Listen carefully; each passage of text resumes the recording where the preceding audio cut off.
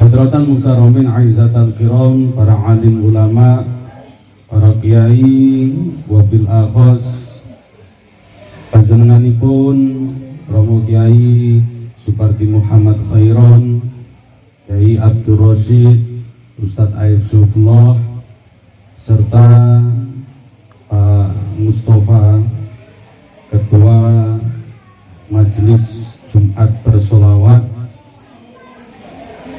wabil akhos Sohibul Bait Pak Ramdhani beserta keluarga besarnya, sebagai wasilah kita ada di tempat ini yang Masya Allah kita sama-sama hadir di kediaman beliau, di rumah beliau.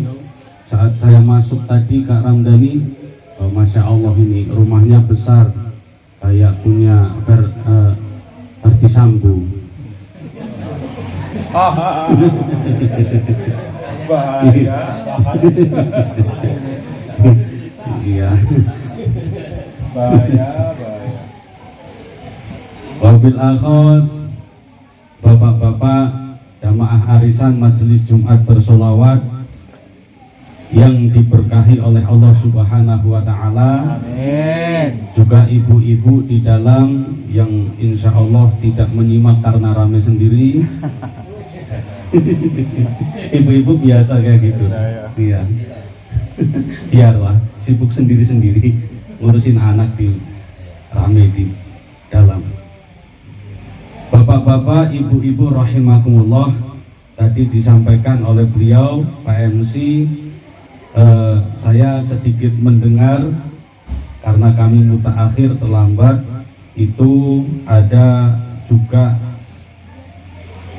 acara syukuran dari keluarga besar Pak Ramdhani ini atas dijauhkannya balak musibah yang menimpa anak beliau, putra beliau yang bernama Ezzedin Bintang Al-Farisi, yang kemarin mungkin bapak-bapak sebagian besar ada yang dengar cerita, ada yang terkena musibah masuk ke Sungai Klekar ya.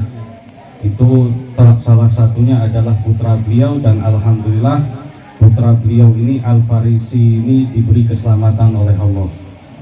Ini kebetulan cocok-cocokan atau memang takdir dari Allah kalau nama Pak Ramdhani Al-Farisi itu kan sahabat Nabi. Salman Al-Farisi itu sahabat Nabi.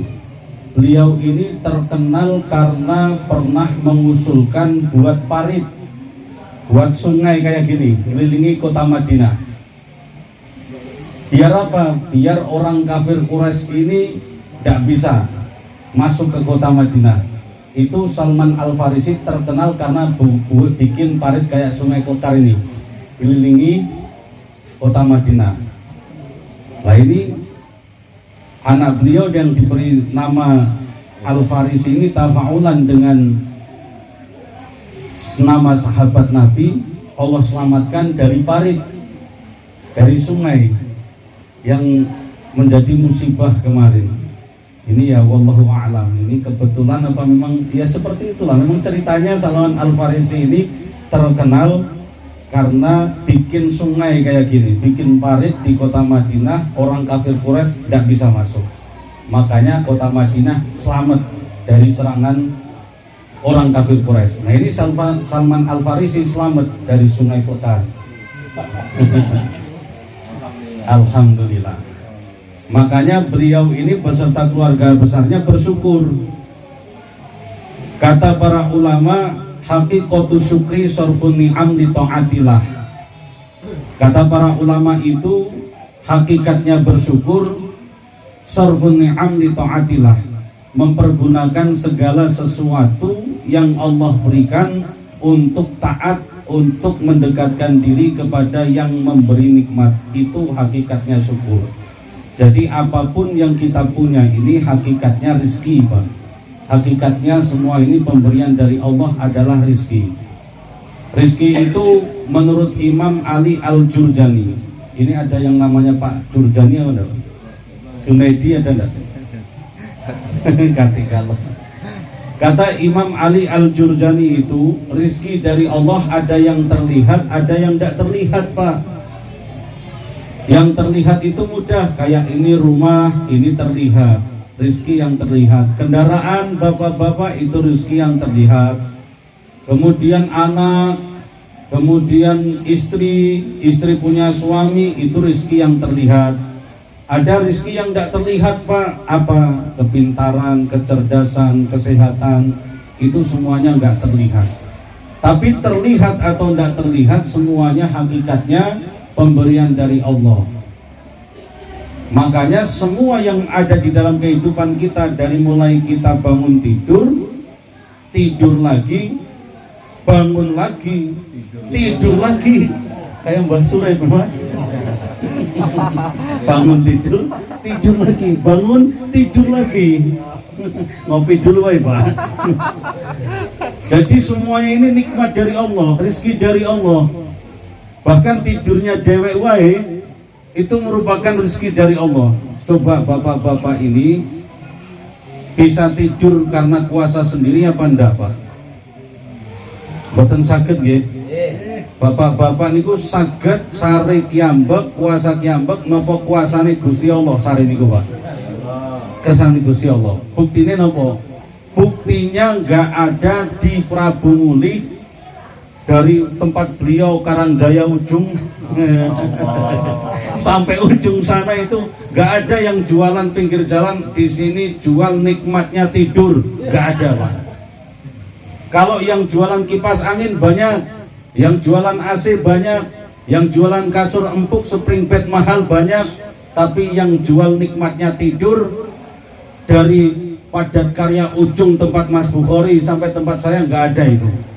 Gak ada yang jual nikmatnya tidur. Serame-ramenya Padat Karya gak ada, Pak. Padahal sih mawon, mboten percaya. AC banyak, spring bed banyak, kipas angin banyak, tapi nikmatnya tidur gak bisa.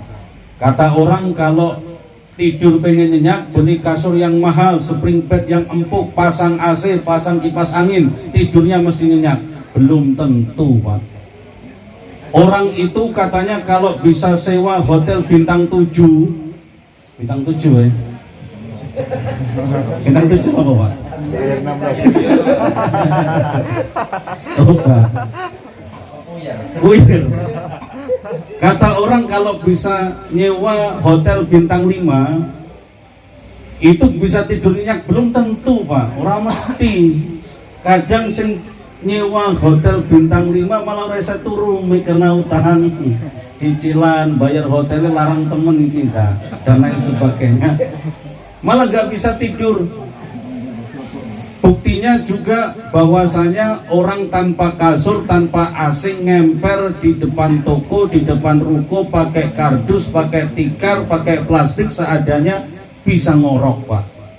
Itu bukti bahwasanya tidur itu bukan kuasa kita, tapi nikmat dari Allah Subhanahu wa Ta'ala. Makanya seluruh ini yang kita punya, baik terlihat maupun tidak terlihat, adalah rizki dari Allah Subhanahu wa Ta'ala. Maka kita gunakan dawuh para ulama. Kata para ulama, kalau kita benar-benar pengen bersyukur di hadapan Allah, gunakan semua itu yang terlihat maupun tidak terlihat, yang merupakan rezeki dari Allah, untuk beribadah, untuk menyembah Allah Subhanahu wa Ta'ala, mendekatkan diri kita kepada yang memberi rizki. Kemudian Pak Ramdhani juga pada malam hari ini bersedekah. Sedekah itu kalau Kanjeng Nabi dawuh, as-shadaqatu tasuddu sab'ina baban minas su'i. Jadi yang namanya sodakoh itu, Pak, tasuddu sab'ina baban minas su'i, menghindarkan 70 bala bencana. Wong kok purun sedekah, piantun kok purun sedekah, terhindar dari 70 bala dan bencana.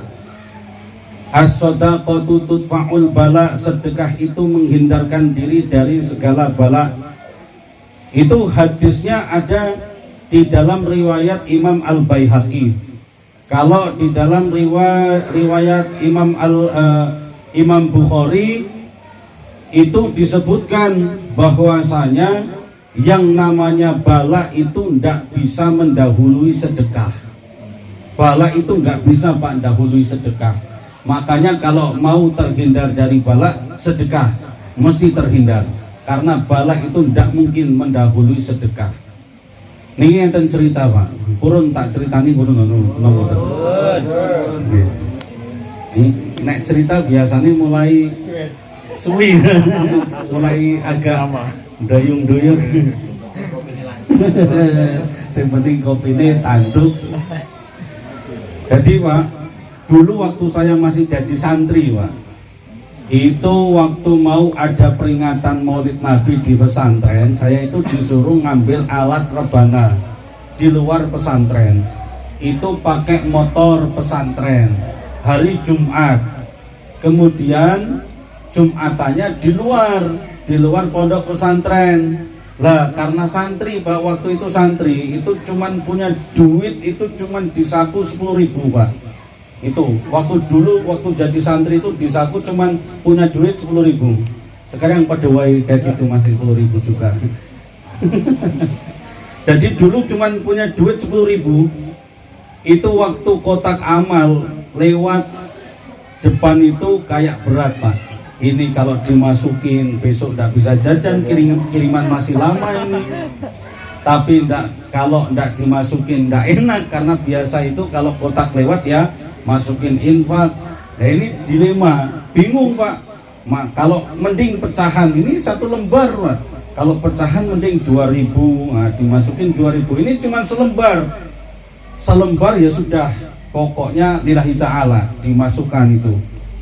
Lah habis sholat Jumat, tidak tahu kenapa saya itu mampir ke tempat temen, pinjem jaket sama pinjem helm.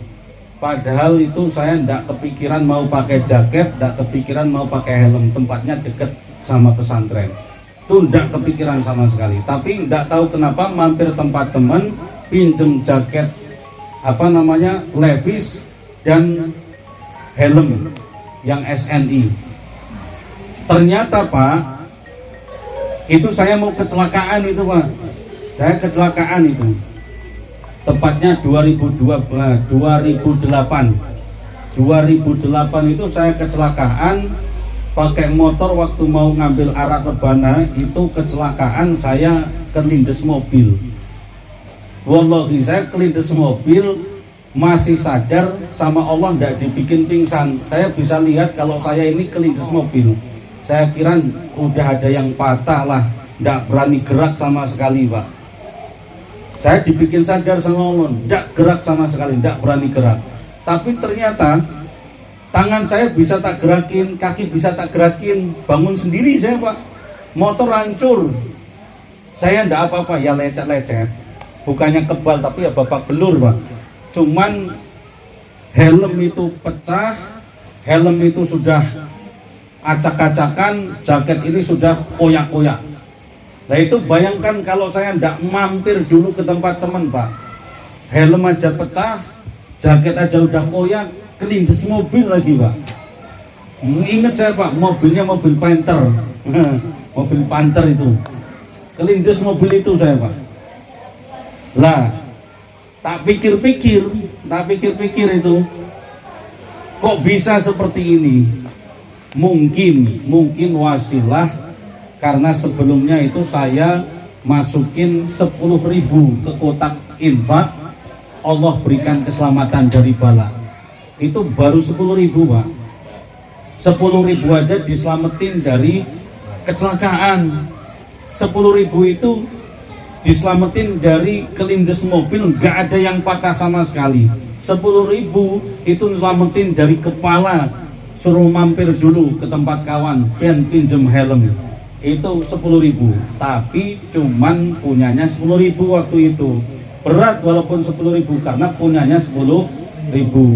Kata Gus Baha itu kan Pak, dawuh Gus Baha, itu semakin kaya manusia, itu logikanya semakin pelit, semakin bakhil. Percaya nggak Mbak? Ini percaya, kan cepet rampung, percaya. Jadi kalau orang nggak punyanya duit 10.000 diminta 5.000, ada orang datang, Pak, aku minta 5.000 Pak untuk beli nasi 5.000 aja. Dikasih apa enggak Pak? Dikasih lah, masa mikir ngomong ngewu. Semuanya mikir. Kasih Pak ringan 5.000. Tapi ketika sudah jadi 10 juta, ada orang datang, Pak, aku minta duit Pak 5 juta. Dikasih apa tempeleng wong Pak? Tempeleng. Penak tuh teka-teka njaluk duit 5 juta. Duitnya siapa sing kerja siapa? Jaluki. Lah padahal itu sama-sama setengahnya itu. Sama-sama 50%. 10.000 diminta 50%-nya 5.000 kok mudah, tapi begitu Allah besarkan 10 juta diminta 50%-nya jadi 5 juta, kok malah jadi berat Pak.